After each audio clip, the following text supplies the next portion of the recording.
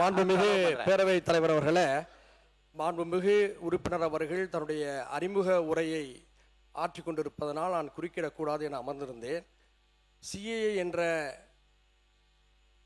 மக்கள் விரோத சட்டத்துக்கு எதிராக முந்தைய திராவிட மாடல் அரசில்தான் மாண்புமிகு முதல்வராக இருந்த அண்ணன் தளபதி முத்துவேல் கருணாநிதி ஸ்டாலின் அவர்கள் தலைமையில இதே பேரவையில எதிர்த்து தீர்மானம் நிறைவேற்றப்பட்டது என்பதை நான் பதிவு செய்ய கடமைப்பட்டிருக்கின்றேன். அடுத்து முஸ்லிம் தீவிரவாதிகள் என்று 5 முறை இங்கே கூறப்பட்டதாக நம்முடைய உறுப்பினர் சொன்னார். அப்படி எந்த ஒரு கருத்தும் இந்த அவையில் பதிவு செய்யப்படவில்லை. எனவே நீங்கள் அதை அவை குறிப்பிலிருந்து நீக்க வேண்டும் என்று கேட்டுக்கொள்கிறேன்.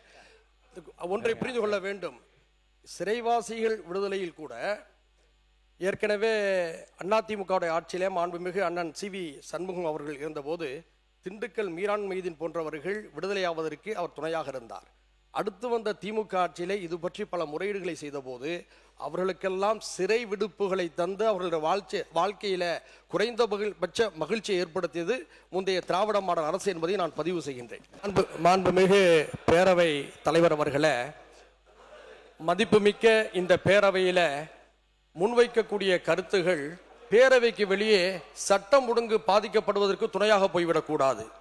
இங்கு இருக்கக்கூடிய மாண்புமிகு உறுப்பினர்கள் அனைவருமே சமூக நல்லிணக்கத்தின் மீது இயல்பாகவே நாம் அக்கறை வைத்திருப்பவர்கள், உறுதாய் மக்களாக வாழ்ந்து கொண்டிருப்பவர்கள். அரசியலிலே ஆளுக்கு ஒரு கூட்டணியிலே இருக்கலாம், ஆளுக்கு ஒரு கட்சிகளிலே இருக்கலாம், அது அவரவர் தனிப்பட்ட விருப்பங்கள், நிலைப்பாடு. ஆனால் உணர்ச்சிகரமான ஒரு விவகாரத்தில் பொறுப்பற்ற முறையில் கருத்துக்களை பதிவு செய்வதெல்லாம் நீங்கள் ஏற்கக்கூடாது.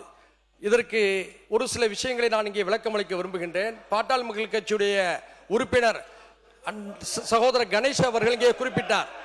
என்னை பேச விடுங்க அண்ணா, என்னை பேச விடுங்க, என்னை பேச விடுங்க. நான் உங்களுக்கு நன்மையாக தான் நான் பேச போறேன். இங்க இருக்கக்கூடிய முன்வரிசை அமைச்சர்களாக இருந்தாலும் சரி, பின்னால் இருக்கக்கூடிய ஆளுங்கட்சி உறுப்பினர்களாக இருந்தாலும் சரி, பதற்றத்தை உருவாக்குவதில் நீங்கள் யாரும் ஆர்வம் காட்ட மாட்டீர்கள் என்பது எனக்கு தெரியும்.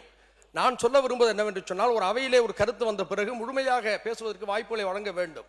அது திராவிட முன்னேற்ற கழகமாக இருந்தாலும் சரி, அண்ணா திராவிட முன்னேற்ற கழகமாக இருந்தாலும் சரி, அதுக்கு முந்தைய காங்கிரஸ் ஆட்சியாக இருந்தாலும் சரி, தமிழ்நாட்டில் ஆட்சி செய்கின்ற போது மதக்கலவரங்களை அவர்கள் ஒடுக்கியிருக்கிறார்கள், கட்டுப்படுத்தியிருக்கிறார்கள், மதவாதத்தை தடுத்திருக்கிறார்கள். எல்லாவற்றையுமே நாம் பாராட்டுகின்றோம், மனதார ஏற்கின்றோம். ஏனென்று சொன்னால் சிறுபான்மை மக்கள் சவளை பிள்ளைகள், தங்களுக்கு யார் ஆதரவாக இருந்தாலும் அரவணைப்பாக இருந்தாலும் அவர்களை கொண்டாடுவார்கள். இந்த நிலையில ஒரு பாராட்டையும் நன்றி நான் தெரிவிக்க கடமைப்பட்டிருக்கின்றேன். ஏனென்று சொன்னால் சூழ்நிலையை புரிந்து கொண்டு மாண்புமிகு அமைச்சர் அவை முன்னவருடைய வேண்டுகோளையும் ஏற்று, அண்ணன் செங்கோட்டையன் அவருடைய வேண்டுகோளையும் ஏற்று சர்ச்சைக்குரிய விஷயங்களை அவை குறிப்பிலே நீக்கிவிட்டோம் என்று சொல்லிவிட்டீர்கள், வரவேற்கிறேன். கூடுதலாக ஒரு செய்தி, சர்ச்சை அல்ல, இங்கே நம்முடைய பாட்டாளி மக்கள் கட்சி சகோதரர் கணேஷ் பதிவு செய்தார். இந்த முஸ்லீம்களுடைய இடஒதுக்கீட்டுக்காக அதிகமான மண்டல மாநாடுகளை நடத்தியவர்கள் நாங்கள் என்று சொன்னார். அது உண்மை. அதே போன்று களத்தில் மிகப்பெரிய போராட்டங்களை நடத்தியது தமிழ்நாடு முஸ்லீம் முன்னேற்ற கழகமும், அதனை அடுத்து தமிழ்நாடு தௌஹீத் ஜமாத் என்பதும் வரலாறு. இதே பேரவையில் கலைஞர் அவர்கள் இருந்த பொழுது இதே கோரிக்கையை வலியுறுத்தி இந்திய தேசிய லீக்குடைய முன்னாள் தலைவராக இருந்த மரியாதைக்குரிய சம்ஸ்ரே மில்லத் அவர்கள் பேசினார்கள். பாட்டாளி மக்கள் கட்சியுடைய தலைவராக இருந்த GK மணியண்ணன் பேசினார்கள். காங்கிரஸ் கட்சியில் இருந்த அண்ணன் ஹாரூன் MP அவர்கள் பேசினார்கள். இப்படி பலரும் பேசியிருக்கிறார்கள். 2006 ஜெயலலிதா அம்மா அவர்கள் முதலமைச்சராக இருந்த போது இதற்காக ஒரு ஆணையத்தையும் அமைத்தார்கள். எல்லாருடைய வேண்டுகோளையும் ஏற்று கலைஞர் அவர்கள் நீண்ட காலமாக இந்த மக்களுடைய வலியை புரிந்து கொண்ட காரணத்தினாலே, இயல்பாக அந்த சமுதாயத்தோடு ஒரு பிணைந்த உறவு வைத்திருந்த காரணத்தினாலே அவர் 2007ஆம் ஆண்டு இந்த முஸ்லிம்களுக்கு 3.5%, கிறிஸ்தவர்களுக்கு 3.5% கொடுத்தார்கள். இதில் மாறுபட்ட கருத்து இருக்க முடியாது. எல்லா கட்சிகளும் அதை ஆதரித்தார்கள். இந்த அவையிலே ஆதரிப்போடு அது வெளிவந்திருக்கிறது. இது ஒரு பாராட்டத்தக்க மகிழ்வான வரலாறு. இந்த நிலையில இணக்கத்தை பாதிப்பை ஏற்படுத்தக்கூடிய வகையில் எந்த கருத்தையும் யாரும் இனியும் சொல்ல வேண்டாம் என்ற அன்போடு நான் கேட்டுக்கொள்கிறேன். இந்துக்களும் முஸ்லீம்களும் தாய் பிள்ளையாக இருக்கக்கூடிய அற்புதமான ஒரு பூமி இது. இந்த பூமியில நாம் எல்லோரும் ஆச்சரியமின்றி மகிழ்ச்சியாக வாழ வேண்டும் என்று நிலையில் இருக்கின்ற பொழுது பேதத்துக்குரிய கருத்துக்களை கூறி இணக்கத்தை பால்படுத்தக்கூடிய எந்த கருத்துகளையும் நீங்கள் அனுமதிக்க வேண்டாம் என்று கேட்டு அமர்கிறேன். நன்றி.